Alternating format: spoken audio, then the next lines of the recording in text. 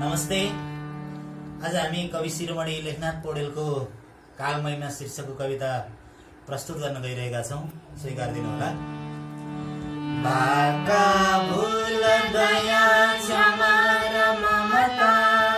सन्तोष जान्दैन त्यो इन्द्रै बिन्ती गरम झुकेर पदमा त्यो बिन्ती मान्दैन त्यो थुप्रोमा उभिने मिठो र नमिठो रोजेर जान्दैन त्यो खाता जाँची सबै दुरुस्त नबुझी बिर्सेर भन्दैन त्यो राजा रङ्ग सबै समान उसका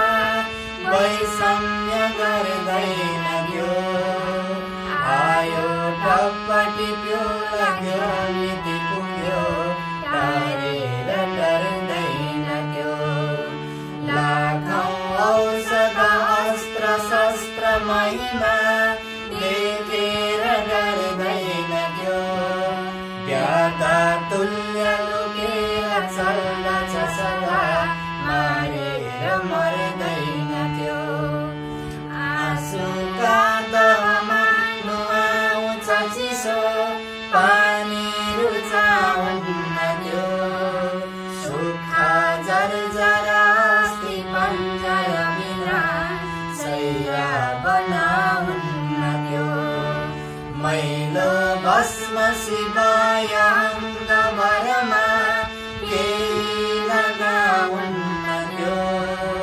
हाहाकार सरी मिठो अरू कुनै